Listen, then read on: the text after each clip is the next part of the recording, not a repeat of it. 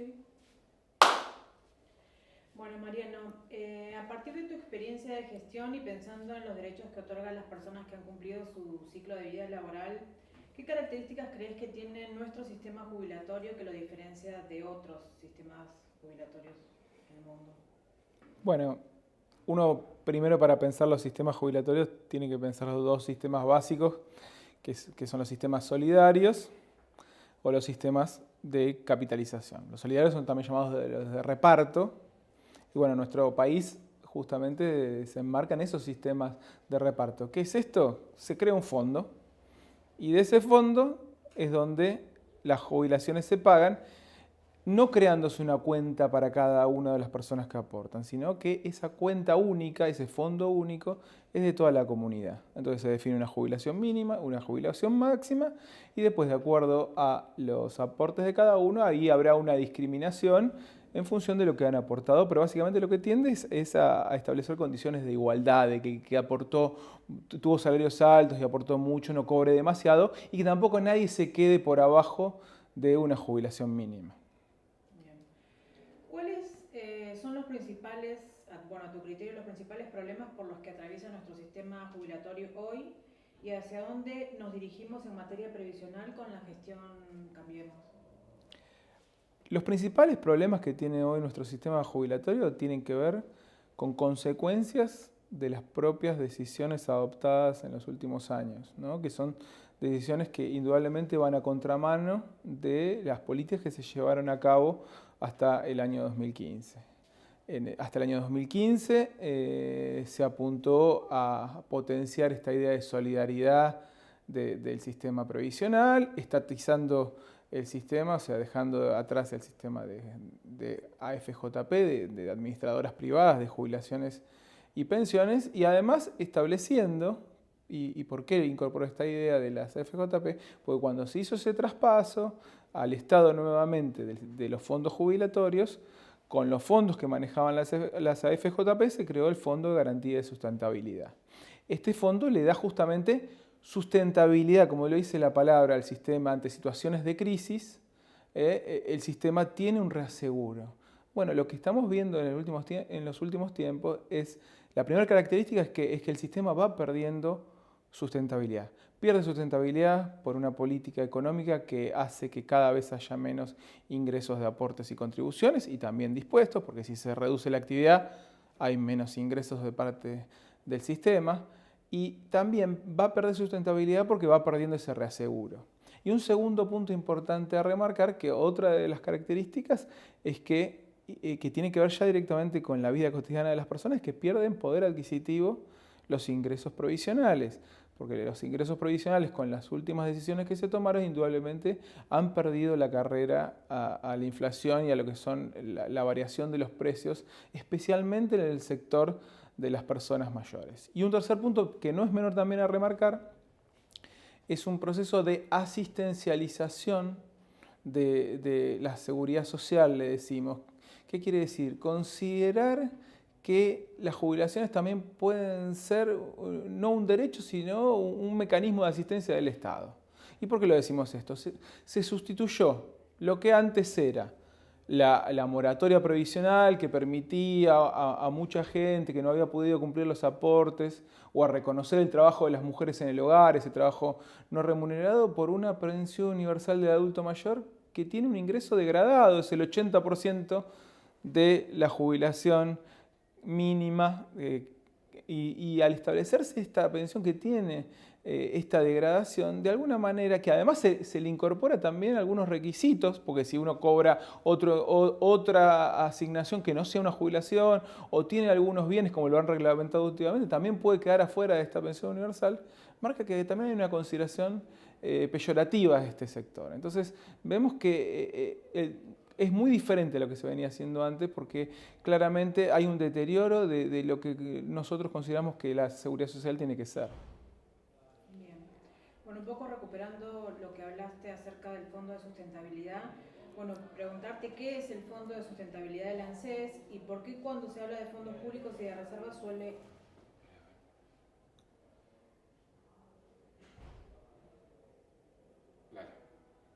Bueno, bueno, ¿qué es el Fondo de Sustentabilidad del ANSES y por qué cuando se habla de fondos públicos y de reservas suele hacerse referencia a esa caja? No hay posibilidad de pensar la seguridad social si no se piensa a largo plazo. Pensar a largo plazo es establecer, por eso la seguridad social tiene que ver con la idea de previsión, eso se habla de la previsión social. No es solamente la previsión de los sujetos que van aportando a lo largo de su vida para luego tener la jubilación, sino también una previsión en relación a un sistema que en el momento en que uno cumpla la edad vaya a ser sustentable para poder otorgar las jubilaciones. El devenir histórico de un país puede tener crisis, pueden tener situaciones problemáticas que hacen que puedan afectar a los fondos previsionales y que puedan hacer que en un determinado momento el sistema tenga dificultades para poder abonar las jubilaciones. Bueno, para eso se crea ese fondo. Por eso se le dice que tiene carácter anticíclico, ¿no? Los ciclos de la economía generan muchas veces dificultades para poder pagar las jubilaciones. Entonces la idea es que los recursos de ese fondo se usen solo para eso, que no se usen para gastos corrientes, que en todo caso se puede utilizar esos recursos para invertir, porque ¿para qué? Se invierte para que justamente se retroalimente ese fondo con los beneficios de la inversión, pero nunca para los gastos corrientes. El gran cambio se dio con la Ley de Reparación Histórica, donde, por pedido del Fondo Monetario Internacional, para que el Estado tenga que evitar salir a asistir al sistema cuando tenía dificultades, el Estado tiene la posibilidad de utilizar esos fondos, así como los usa para la reparación histórica, también abre la posibilidad de utilizarlos para gastos corrientes, y esto verdaderamente es un problema que pone en peligro el futuro de las jubilaciones en la Argentina. Bien, bueno, justamente también preguntarte acerca de qué es la reparación histórica para los jubilados y pensionados de Cambiemos y qué derechos recorta. Si tenemos que decir de manera abstracta, la reparación histórica constituye una estrategia para pagar juicios de parte del Estado con una quita. La idea de reparación es relativa porque esa quita es muy importante. Es básicamente la promesa de pagar rápido a cambio de aceptar un monto menor. No es una estrategia inválida de parte de un Estado, sobre todo cuando un Estado muestra dificultades para poder pagar y sobre todo por el corto tiempo que tienen los jubilados, porque la vida no es ilimitada y bueno, quieren gozar de esos derechos que tienen, que fueron reconocidos por sentencias judiciales lo antes posible. Ahora, el problema que se dio con la reparación histórica es que se prometió algo que luego no se cumplió, digamos, no se advirtió que la quita era tan sustancial que llegaba al 50%, y no se advirtió tampoco, lo cual también constituye una especie de estafa, que no se iban a cumplir los tiempos, porque uno de los elementos más importantes para que el jubilado acepte una quita, una merma tan importante de lo que le correspondía, era que se pague rápido, y lamentablemente tampoco observamos eso. Entonces, doblemente, lo que se llamó reparación histórica fue verdaderamente un engaño y generó mucha decepción en el sector. Pero además decimos que es de manera abstracta, es decir, que fue solo una estrategia de pago de juicios, porque en realidad sabemos que la ley de reparación histórica fue la gran excusa para abrir la posibilidad de meter mano en el fondo de garantía de sustentabilidad, de efectuar el blanqueo que se quería llevar a cabo y con ello también se perjudicó mucho los ingresos del sistema jubilatorio, porque al blanquear, indudablemente, ya no hay posibilidad de percibir eso, ¿no? En términos de derechos para los futuros pensionados, ¿qué supondría una nueva ley de jubilación por capitalización? ¿Y por qué una nueva ley jubilatoria haría uso del Fondo de Garantía y Sustentabilidad? Una ley de capitalización implicaría, digamos, movernos al otro tipo de sistemas que existen en el mundo. Decimos, si hay dos grandes sistemas en el mundo, que son los de reparto y los de capitalización, indudablemente sería volver a una idea de donde el sistema jubilatorio opera a través de cuentas individuales. Es decir, cada uno aporta su propia cuenta. Esta idea es una idea que indudablemente quiebra una de las bases mismas de la seguridad social, que es la idea o el principio de solidaridad. Es decir, yo aporto para mí. no aporto para el conjunto. No estoy aportando para que los jubilados de hoy reciban sus ingresos, sino que estoy aportando para que yo mismo en el futuro tenga una jubilación.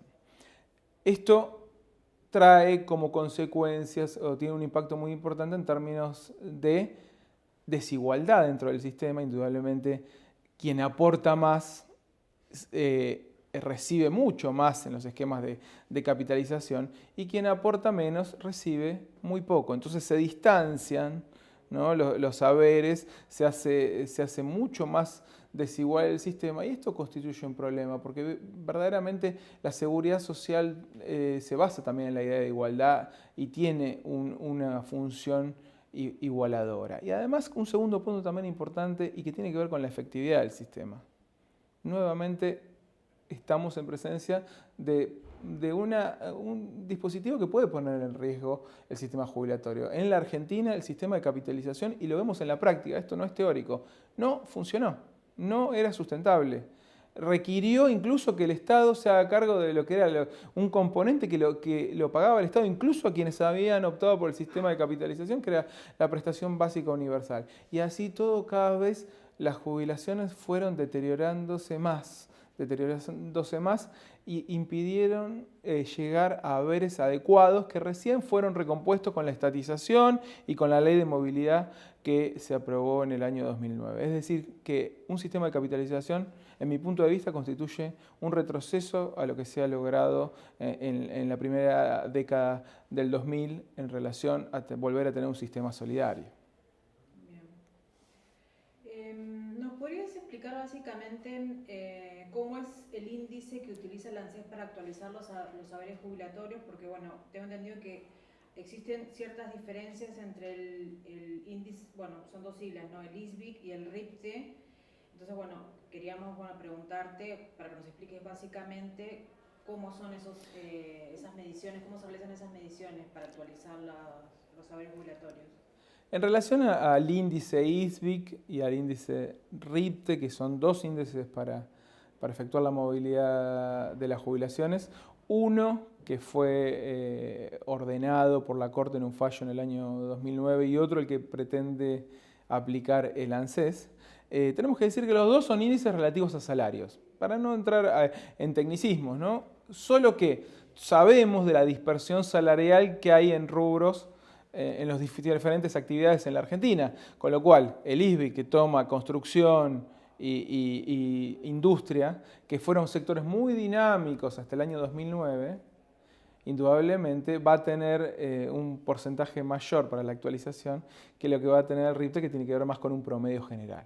Entonces, ¿y por qué hablo del año 2009? Porque básicamente la importancia en distinguir estos dos índices tiene que ver con los que se jubilaron antes del año 2009, donde el impacto de usar un índice u otro es muy importante en relación a la jubilación que en definitiva les corresponde, y eso es lo que ha fallado la Corte a fin del año pasado en relación a que la pretensión del ANSES de aplicar el índice RIPTE lo que hace es disminuir las jubilaciones. Y también tiene incidencia en la reparación histórica. En la reparación histórica también es uno de los cuestionamientos, uno de los motivos por los cuales esto que decimos que la reparación histórica es un gran engaño porque la quita es muy importante y llega hasta el 50%, tiene que ver con aplicar el índice RIPTE y no el índice ISBIC que establece la Corte. Es decir, que no es cierto lo que el gobierno ha dicho, que la reparación histórica se atenía a lo que los fallos judiciales decían, todo lo contrario. La Corte nuevamente está marcando de que no es el índice correspondiente. ¿Puede decirse que la aplicación del RIPTE vulnera la garantía constitucional del derecho adquirido o podría ser entendido también como un exceso reglamentario del ANSES? Digamos, hasta que no hubo fallo de la Corte en relación a estas cuestiones, uno podía pensar de que era un vacío legal. Eso, y estaba en la potestad del ANSES establecer un índice que fuera razonable. La Corte consideró que ese índice que aplicó el ANSES no era razonable y consideró que más razonable era aplicar otro índice, con lo cual sí podemos decir que hay una fuerte vulneración de derechos adquiridos en caso de que no se aplique los índices de actualización que la Corte dice. Bien. Bueno, ahora quería preguntarte un poco acerca de la PUAM y los beneficios previsionales que otorga la pensión única para el adulto mayor. La pensión única de adulto mayor es una prestación que se establece en el gobierno que comienza en diciembre del 2015, nace en el año 2016, justamente en la misma ley de reparación histórica. Aparece esto que se llama Pensión Universal del Adulto Mayor. No es una prestación explicable si no se entiende lo que pasó antes. Antes del año 2007, cuando empieza el plan de inclusión previsional, donde se vuelve a pensar con criterios universalistas la seguridad social y la jubilación. Y digo la seguridad social porque lo mismo fue la asignación universal por hijo, por eso digo la seguridad social en su conjunto, pero cuando se empieza a pensar las jubilaciones en un sentido universalista, aparecen las moratorias, aparece lo que se llamó la jubilación de amas de casa, que permitió que la Argentina tenga una cobertura de casi el 100%, 98% se terminó en el año 2015. Bueno, evidentemente la política o la orientación ideológica del nuevo gobierno no va en línea con un criterio universalista, pero indudablemente no podía dejarse de lado lo que se había avanzado en términos de seguridad social y de concepción universalista de la seguridad social. Y bueno, se sustituyeron las moratorias por esta pensión que permite a toda persona mayor de 65 años que no cumpliera los requisitos para acceder a la jubilación a tener una pensión. Ahora, ¿qué diferencia hay entre esta pensión y la jubilación que uno obtenía por una moratoria? Bueno, la primera diferencia que existe es que uno no cobra la jubilación mínima en su totalidad, sino que es un 80% de esa jubilación mínima. Entonces, por eso decimos que es una jubilación degradada, que por eso se le llama pensión. Y además se le llama pensión porque justamente otra cosa que se va a limitar en relación a lo que eran las jubilaciones o lo que es la jubilación ordinaria, es que no se hereda, no hay pensión sobre la pensión. Entonces, ahí tenemos otra limitación. Claramente va en línea de una política de ajuste. Y un tercer punto, no menor, y que tiene que ver con las cuestiones de género y la protección de las mujeres, tiene que ver con que en nuestro sistema jubilatorio, para acceder a una jubilación, la edad es diferenciada. La mujer puede jubilarse a partir de los 60 años, mientras que el varón se jubila recién a partir de los 65. Con la pensión universal de adulto mayor, las mujeres que antes podían ingresar a la moratoria a partir de los 60 años, necesariamente tienen que esperar a los 65 años para obtener la pensión universal del adulto mayor, con lo cual indudablemente hay una vulneración de derechos de las mujeres que se ven disminuidas en sus posibilidades de acceder a un ingreso y deben esperar hasta los 65 años. Bien. Bueno, en términos legislativos y legales, digamos, ¿cuán efectivas crees que son las leyes que protegen al adulto mayor del abuso y del maltrato? ¿Y cuáles son los deberes que debería asumir el Estado, digamos, en la defensa de esos derechos? El tema del abuso y del maltrato es un tema complejo porque indudablemente el Estado tiene un rol muy importante, pero tiene que haber una concientización muy fuerte de parte de la comunidad. Entonces el Estado debe empezar indudablemente por comunicar, promover acciones para cambiar los estereotipos en relación al adulto mayor, cambiar las imágenes que existen respecto de las personas mayores para evitar el maltrato. Pero si vamos a hablar de maltrato, creo que, y si bien por ahí estoy estirando demasiado el concepto, el primer maltrato empieza por las políticas, ¿no? ¿Por qué digo por las políticas? Porque si el poder adquisitivo de las personas mayores se reduce tanto con el fuerte aumento de los medicamentos, con el fuerte aumento de los bienes de primera necesidad y las personas no pueden acceder a los bienes básicos, el primer maltrato empieza por ahí, empieza por las condiciones económicas y sociales en que colocamos a las personas mayores en el marco de lo que es una política de Estado. Hubo una política de Estado de ajuste claramente que de alguna manera los puso en una situación absolutamente de vulnerabilidad, situación que se había podido corregir anteriormente con la Ley de Movilidad Provisional. Recordemos que con la Ley de Movilidad Provisional y en los años siguientes, la recomposición de las jubilaciones sin pensiones había permitido que, si bien una jubilación llegara ahí nomás, justo a la línea de pobreza, ahí nomás, el 70% de los hogares estaban por encima, tenían 2 jubilaciones, o una jubilación y una pensión, y eso generaba que el hogar estuviera por encima de la línea de la pobreza. Hoy lo que nos pasa, que con este deterioro que hubo de las jubilaciones y pensiones, es que ni aún con 2 jubilaciones estamos saliendo de la línea de pobreza, es decir, hemos empobrecido al sector. Entonces, el primer maltrato empieza por ahí. Y después, si vamos a hablar de maltrato y de violencia, indudablemente es muy importante la acción que realicen las oficinas y dependencias locales, ¿no?, de las provincias y de los municipios, las secretarías de tercera edad, de personas mayores, los consejos, donde pueden participar las personas mayores y debatir las problemáticas. Entonces, y también todo lo que tiene que ver con la cuestión de la accesibilidad de las personas mayores, porque también es una forma de maltrato. El maltrato no se agota en la violencia, sino también en las barreras que le colocamos en las ciudades a las personas mayores para poder ejercer su vida, para poder ir al banco, para poder usar el transporte público. Digamos, todo eso tenemos que entender cuando hablamos de maltrato de las personas mayores. Incluida crees que está la perspectiva de género en la promulgación de leyes que protegen a las mujeres jubiladas o en edad de alcanzar el beneficio jubilatorio? Bueno, en relación a la edad, el tema de la pensión universal de las personas mayores, vemos que indudablemente no tuvo en cuenta la cuestión de género, sino degradó la posición de las mujeres, puesto que les obligó para poder acceder a un beneficio o a su derecho jubilatorio a tener los 65 años cuando anteriormente tenían 60 años.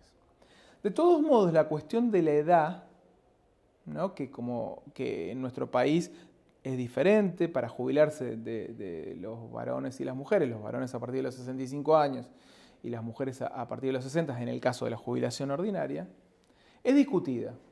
Hay quienes piensan que la perspectiva de género indica que hay que tomar en consideración la situación de vulnerabilidad de la mujer en el acceso al mercado de trabajo, que si bien es cierto que ha habido correcciones, indudablemente vemos que la mujer tiene una posición más dificultosa, puesto que en las mismas tareas percibe salarios menores o tiene mayores dificultades de acceso a cargos de responsabilidad, y tiene también mayores dificultades de acceso a empleos en el mercado de trabajo. Entonces, teniendo en cuenta estas variables, indudablemente pensar que exigirle a la mujer, cuando sabemos que a más edad hay más dificultades también de acceso al mercado de trabajo, es una doble dificultad que la mujer tiene y que indudablemente requiere un tratamiento diferenciado que le dé una ventaja, es decir, que le dé 5 años menos de aportes y para poder gozar del beneficio jubilatorio, es decir, una jubilación anticipada a la del varón. Otros piensan que esto de alguna manera reproduce estereotipos sociales sobre la vulnerabilidad de la mujer, sobre todo cuando la mujer claramente se ha incorporado al mercado de trabajo, sobre todo en los últimos 20, 30 años, de una manera igualitaria con el hombre, y va ganando cada día derechos. Y por ahí la solución no es diferenciar la edad de acceso a la jubilación, sino que lo que hay que diferenciar más bien es la cantidad de años de aportes que se le exigen. Recordemos que en nuestro sistema la cantidad de años de aporte son 30, bueno, podría decirse que la mujer aporte solamente 25 años, pero el tema no es la edad tiene que ser igual que la del varón, porque si no, reforzamos este estereotipo de vulnerabilidad de la mujer. Bueno, estas son las cuestiones, ¿no?, que se discuten. Y sí podemos decir que la perspectiva de género también es interesante pensarla en lo que fue la jubilación de amas de casa. Y lo que se llama amas de casa porque es un término coloquial, la idea de jubilación de amas de casa. No existió como tal, sino que era una moratoria previsional que incluso incluía a personas que no habían aportado a lo largo de su vida porque habían dedicado su vida al trabajo en su casa, ¿no? Ese trabajo no remunerado, ¿no? Pero que claramente ese trabajo tiene un valor, genera un valor en la sociedad y debía ser reconocido, y que tenía que ver con el reparto de las labores domésticas y del deber de cuidado que existe, que es diferenciado en la sociedad y que de alguna manera es opresivo para la mujer, porque la mujer es con quien carga básicamente con el deber de cuidado. De alguna manera, esa jubilación de las amas de casa, ese plan de inclusión previsional venía a incorporar ese sector de mujeres y valorizar su trabajo. Me parece que es ahí, en esas cuestiones, que se debate hoy la perspectiva de género, ¿no? en la seguridad social. Bien. Bueno, y finalmente preguntarte, bueno, vos que tuviste a tu cargo la gestión del PAMI, ¿cuál es la situación actual por la que atraviesa dicho organismo? Indudablemente estamos en un marco de políticas de ajuste general, ¿no? Y más allá de cuestiones de gestión, me parece que el grave problema, si se gestiona bien o si se gestiona mal, el grave problema es la política, la orientación de la política, ¿no? Claramente es una política de ajuste, de disminución de gasto, ¿no? Y indudablemente en esta política de ajuste también el PAMI estuvo involucrado, y el primer ajuste tremendo fue el tema de los medicamentos. Hasta el año 2015 se había logrado que 2 millones de personas tengan el acceso a medicamentos sin cargo por razones sociales, por razones económicas. Porque el programa médico obligatorio ya establece una obligatoriedad de medicamentos sin cargo para enfermedades especiales. El problema es que una cantidad de gente no podía acceder a los medicamentos, básicamente los más comunes, los medicamentos ambulatorios, porque no tenía el dinero suficiente, porque el peso de los medicamentos en relación al ingreso jubilatorio era muy alto. Bueno, con las políticas del PAMI tendientes a subsidiar ese monto de bolsillo que el jubilado tenía que pagar, se había logrado mejorar la condición. De alguna manera era un haber indirecto, era un haber jubilatorio indirecto, porque era dinero que se le daba al afiliado porque eran cosas que tenía que consumir necesariamente. Al haber limitado ese subsidio, ¿no? El PAMI evidentemente redujo muchísimo los gastos, pero el impacto sobre el poder adquisitivo de los haberes jubilatorios fue tremendo. O sea, no solamente en términos sanitarios, porque de algún lugar el afiliado tiene que sacar para eso. Y la frazada es corta, no hay nada más donde sacar. Entonces el afiliado tiene que empezar a optar si come o si toma los remedios, o si toma los remedios de la presión o toma los remedios para el colesterol, lo cual lo pone en una situación de mayor vulnerabilidad, y en eso el PAMI ha sido protagonista también de esto. Y también vemos serias dificultades de acceso a bienes que antes se garantizaban de manera más rápida o de manera menos burocrática, ¿no? El acceso a audífonos, que casi es nula la entrega de audífonos, o de otros insumos básicos como silla de rueda, como elementos de ostomía, elementos de ayuda externa. Y en relación a lo que es la atención médica, también vemos un deterioro, porque se cambió el sistema prestacional, también para bajar costos. Se cambió el sistema prestacional, se pasó a un sistema de pago por prestación, es decir, se reconoce el pago por cada prestación que el efector otorga al afiliado por un sistema de cápita, que justamente cuando se cambió en la década anterior, se pasó al sistema de pago por prestación, lo que se decía era que el sistema de cápita lo que hacía era orientar al prestador a no prestar, total cobraba igual. Si cobro un monto fijo por cada afiliado, como cobro igual, si presto o no presto lo mismo, entonces voy manejando la demanda, pateando los turnos, tirándolos para adelante. Entonces, al cambiar el sistema por prestación, el PAMI logró aumentar la cantidad y calidad de prestaciones también. En esto, el cambio de sistema, orientado por una política de ajuste, también implica un deterioro de las condiciones sanitarias de los jubilados. Por eso podemos decir que en líneas generales, ¿no?, una política restrictiva de gasto lo que lleva es un deterioro de la vida. Tenemos un deterioro de las condiciones económicas por los haberes jubilatorios, que se incrementa por la disminución del subsidio de medicamentos sin cargo, y que indudablemente se amplía en sus consecuencias en la salud de los afiliados por los cambios de sistemas prestacionales y la burocratización para la entrega de los insumos por parte del PAMI. Muy bien, muchas gracias. Sí, mimo mucho. ¿Salió bien? Espectacular. ¿Se entendió? Sí.